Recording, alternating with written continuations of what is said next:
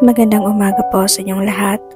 Today is September 23, 2024. Another day, another challenging day, and another blessing day na ating tatahakin sa araw na ito. Panibagong yugto ng ating buhay na ating haharapin at patuloy na lumalaban hanggang tayo ay may buhay sa mundo. Lahat tayo ay makanya-kanyang tinatamo ng mga problema at suliranin sa ating buhay. Sa dami-dami ng pangyayari sa ating buhay, iba't ibang mga karanasan, pero ito ay nagbibigay sa atin ng leksyon. Leksyon na sana wag nang maulit muli. Pero sa case kong ito, yung na-scam na naman ako. Natuto na ako dati pero ang sa akin ang bilis kong magtiwala. Hi guys! Hi mga auntie, mga uncle, mga tita dito. Magandang araw po sa inyong lahat at kung saan man kayo ngayon nanonood sa akin. Time check, it's 6:30 in the morning mga Inday. Nagbabalik na naman si Inday Buriyat ninyo. So panibagong araw, panibagong blessing at panibagong challenge ng ating buhay ang ating tatahakin. So yung last video ko mga Inday is shinare ko sa inyo yung experience ko nung na-scam ako. Marami po sa inyo ang nagko-comment na na-scam na ako dati, hindi ako natututo. Ang dami po rin ang nagko-comment na masilaw ako sa pera. Ang dami pong nagko-comment na bakit ba ako nagpaloko o bakit naman ako naloko. Hindi ako natuto noon. So kasi ganito po yun mga Inday ako, ang bilis ko talagang magtiwala ng tao. Yun po yung weakness ko ba, ang bilis ko talagang magtiwala ng tao. Sinasabi niyo po na masilaw ako sa pera. Hindi ko po masasabi or ma-accept na masasilaw ako sa pera. Yung akin lang is, nag-invest lang ako, nag-risk ako. Kasi kapag hindi naman tayo mag-risk, well, andito pa tayo. Mira itong mga manok na to. Umaga kasi dito mga Inday na nadidistract ako sa sasabihin ko sa inyo. But anyway, kapag hindi tayo nag-take ng risk habang andito pa tayo sa mundo is, ayun, yung ika nga, sabi nila na kapag if you don't take a risk, walang mangyayari. So, ayun, nag-take a risk na talaga ako mga Inday. Para hindi naman ako sakim sa pera. Pero yun lang talaga, yung mindset ko is mag-invest ako para tumubo yung pera, may magamit ako sa future, may magamit ako pang tulong ng mga tao. At saka may nabasa din akong comment na yung pera na nawala ko, kung tinulong ko sana kay Ernest, dong foreigner na sa treehouse lang nakatira mga Inday, sana nakatulong pa ako. Kaya nga po ako nag-invest para maglagay yung pera at matulungan ko po yung ibang mga tao. But anyway mga Inday, nangyari na talaga, mahirap man at hindi maiwasan, hindi ma-stress, hindi mapagod, nalugmok talaga ako mga Inday at iniisip ko na sayang yung iniisip ko ba na sana pag ginawa ko ng ganito, binili ko na lang sana o ganun. Ang dami mga what if sa utak ko mga Inday. At ayun, no, habang nagbabasa ako sa comment niyo, may nababasa din ako na huwag kang masyadong magpa-stress kasi pera lang yan, pwede mo yan pakitaan. At doon po ako iniisip sa sarili ko na tama sila na pera lang ito. Kahit na matagal pag-ipunan, pero makikita lang yan. And madami po sa inyo mga Inday ang nagli-lift up sa akin, nag-share ng opinion, ganun. So, thank you so much din po. At doon sa pera na scam ko mga Inday, that is 160,000.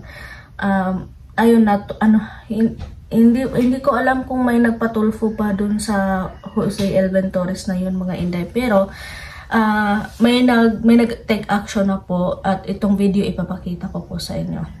Ay, tinangay naman na puhunan sa sinalihang negosyo. Ayan, yan na naman ang nais ilapit ang kasambahay natin mula sa Burgos, Isabela na makakausap natin ngayon sa kabilang linya. Yes po. Bali kami po talaga yung yung biktima, yung mga na-late na fake-in.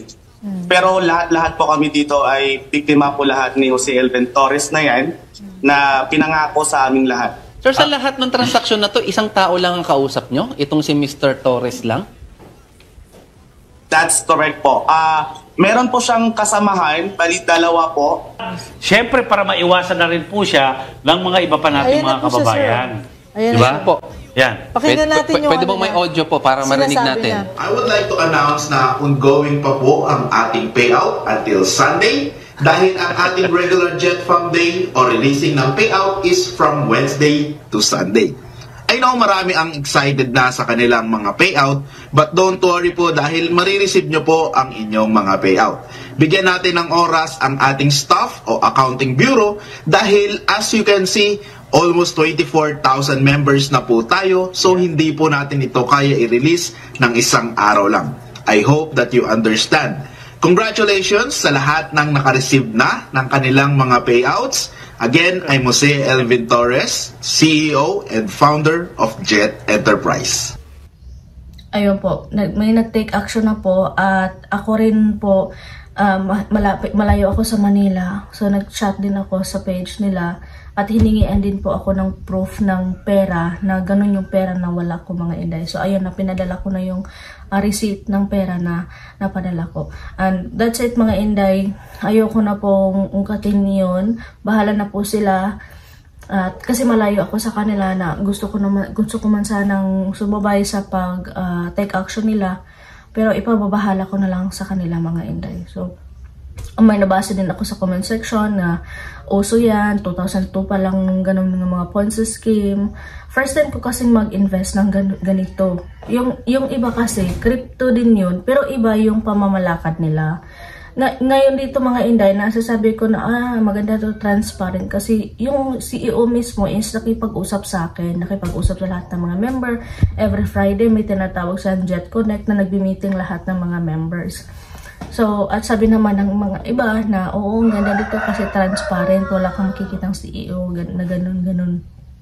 But anyway, mga inday, yung pera na pinahirapan ko, nawala lang na biglang bula. But aside from that, mga inday, habang ako dito sa bahay na nagtatrabaho, nagbebenta, o kahit ano pa yung mga sideline na ginagawa ko, yung pera na yon is allotted lang sa mga pera na tinitipon ko para i-invest ko.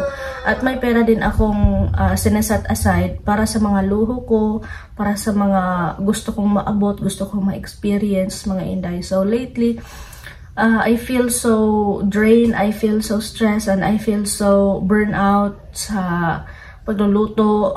I feel like parang natuyo ako mga inday ba, and I'm stuck here in the house sa mahabang panahon na. So may ipon ako dyan para sa aking mga gustong gawin.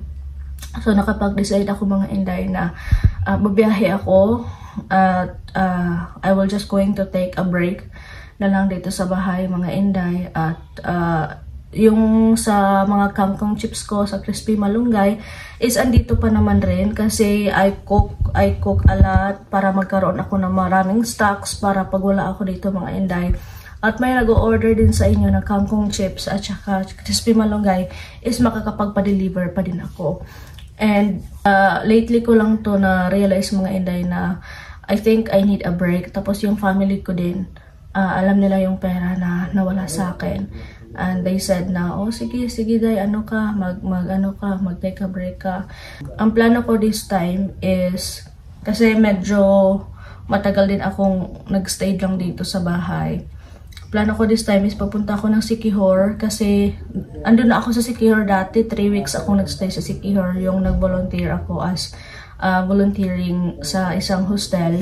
Yung lahat ng mga kasamahan ko is foreigner, ako lang yung Pinay. So lahat kami doon nag-volunteer, iba-ibang country, iba't ibang mga lahi. So that was nice experience also for me. Tapos after that, before that pala, nag-Moalboal ako, nag-Siquijor ako, nag-Bohol ako, nag-Malapaskwa ako. So this time mga inday, babalik ako sa Siquijor kasi nung time na andun pa ako, may gusto akong activity na gusto i-try. Pero hindi enough ng budget ko noon kasi nakalaan na yung budget ko noon nung pagpunta ko sa Siquijor. So this time, pinag-ipunan ko talaga siya at gusto ko ngayon siya ma-experience at pinag-ipunan ko talaga itong mga inday. And it's one of my bucket list na masubukan ko. So, pupunta ako ng Siquijor at gusto kong ma-experience ang skydiving. So, nakapagbayad na po ako ng 10% para ma-serve yung reservation. At nakapag-book na din ako ng hostel. Yung hostel, it's 250 per night. So, makikita natin yan. So, plano ko this time, mga Inday, is after 3 days sa Siquijor, pupunta ako ng Siargao. Siargao o Palawan, I don't know either. Depende yan sa budget ko, mga Inday. Punta ako ng Siargao mga 7 days and Palawan 7 days. And kung aabot pa rin yung budget ko, mga Inday, is bala ko sanang mag-Thailand. Gusto ko talaga ma-experience na makalipad ng other country. So, iniisip-isip ko, nagre-research ako na paano pumunta ng Thailand na mag-isa sa solo traveler. Tapos nung nakita ko, mga Inday, grabe yung mga first timer, sabi ng mga na-research ko sa ibang mga vlogger na red flag daw yung pupunta sa laing country mag-isa. So, ewan ko sa inyo po ba, mga Inday, kung sino pong may idea or suggestion po sa inyo, please comment down below, kasi yun po yung kinakakatakutan ko. Even though tourist lang naman po talaga tayo doon, ewan ko, yung sa immigration kasi, may dalawa sana akong pagpipilian about sa source of funds or financial capability ko, mga Inday. Kasi sabi nila sa IO daw, immigration officer, tatanungin daw kung ilan yung pera mo, magkano yung cash mo. So, pero na-practice ko yung sarili ko kung ano ba yung financial, gaano ko ba masuportahan yung sarili ko, or ano ba yung income, source of income ko. So, bala kong gamitin sana itong vlogging. May income dito sa vlog. Hindi naman masyado talagang karamihan, but every month, kung sipag ka lang, may matatanggap ka. So, bala ko sana kasi hindi ako government employed, self-employed ako, mga Inday. So, kapag siguro tatanungin ng officer immigration na what's your work, sabihin ko self-employed, vlogging. Natatakot ako, baka hingan pa ako ng other documents na related sa vlogging. Ayun, natatakot ako, mga Inday. And second choice is may business permit man ako, pero hindi ko pa na-process sa BIR. May DTI din ako. So, saan po siguro, sa mga may experience po dyan sa inyo, saan po siguro yung pinaka-strong evidence na kaya kong suportahan yung sarili ko, na yung source of income ba sa vlogging or yung business permit ko, mga Inday, na may DTI, ngunit walang BIR. So, yun yung confusion ko, mga Inday, na gusto ko talaga ma-experience ang Thailand dahil sa food, dahil sa culture, dahil sa lugar nila na ibang-iba dito sa Pilipinas. So, I'm coming to Siargao and I'm coming to Palawan also. And hopefully, may ma-meet akong kaibigan na taga-subaybay ko, and I am very willing po na makipag-meet sa inyo, makipag-banding po sa inyo, mga Inday. So, please, ayan, ang utak ko ngayon, daming mga sanga-sanga yung utak ko ngayon kung anong gagawin ko. But first thing first is pupunta ako ng Siquijor, and ngayong araw po ako babiyahin, mga Inday. And yun po yung bag ko. Nag-ready na po ako kahapon. So, 2 bag po yung niready ko, kasi yung isang bag is for my clothes lang. Tapos yung isang bag is for my electronics, laptop, cellphone, charger, power bank, ganun, mga Inday. Kasi na-miss ko din talaga na mag-travel. At I think I need to treat myself, or I need to take away first para doon sa nangyari sa akin. So, I'm very sorry, mga Inday, na lahat ng mga sinishare ko sa inyo is puro problema.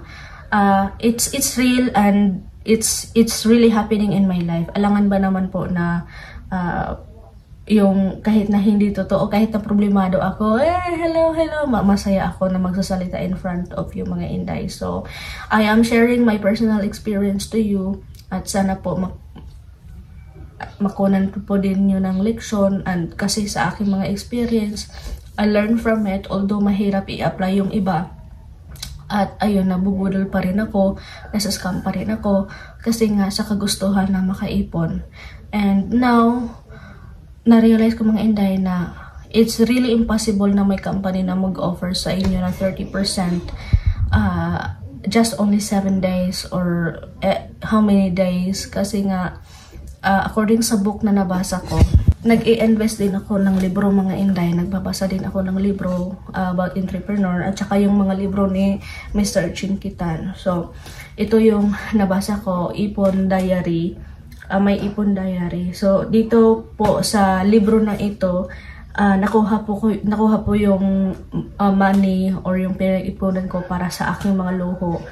At nung nabasa ko po ito, is na-scam na po ako, like ulahi, like late po akong nabasa. So sabi dito sa book ni Chinkitan, always invest that you can afford to lose. So, pero alam ko na po yun noon. At dito lang po talaga sinasabi ni Mr. Chinkitan na walang company na magbibigay sa iyo ng 30%. That is already a red flag. So, I learned from my past mga Inday. At nakagustuhan ko dito sa book na ito is after pages mga Inday is may isusulat ka kung ano yung natutunan mo sa librong ito. Nag-invest din ako nung box na ipon challenge. So, dinalin ko yung sarili ko way back since na umalis si Eric. So, challenge ko yung sarili ko na this one is for my future na goal, ganyan, and future na paggagamitan ko. And malaking ipon talaga tong libro mga Inday. So, kung nagtatanong po kayo kung saan ko to nabili, punta lang po kayo sa TikTok shop ko mga Inday at hanapin nyo po ang Ipon Diary Challenge at iba pang mga mababasang libro doon. Sometimes, loka-loka yung mga desisyon na nangyayari sa buhay ko, yung mga desisyon ko mga Inday. And even though loka-loka yung mga desisyon ko, I'm still blessed and I'm still alive na padayon pa yapon ko mga Inday. I want to continue my life and with sadness, with joy, with so many difficult challenges. Go fight with lang po tayo mga Inday. But anyway, thank you so much sa inyong mga encouragement. Thank you so much sa inyong mga bigay opinion. Thank you so much sa pagtulong ninyo po sa akin kasi true. Hindi man po ako nagre-reply sa mga comment niyo, but I read all of your comments. So, may na din ako comment din akong masasakit, but it's okay kasi sabi nila truth hurts. No? So, ganun mga Inday, magbabiyahe po ako ngayong araw and I will see you in my next video. Sana po suportahan niyo pa din po ako yung pangyayari sa buhay ko. And please payakap naman po dyan at pa-click subscribe para maabot po natin yung 100,000 subscribers at para makatanggap na din po tayo ng silver bottom ng YouTube. So, I will travel today mga Inday, but I will just going to make it with other video na lang po. And sana po may makita po ako na mga taga-support ako, mga kaibigan ko on the way of my trip mga Inday. So, maraming salamat and God bless po sa inyong lahat.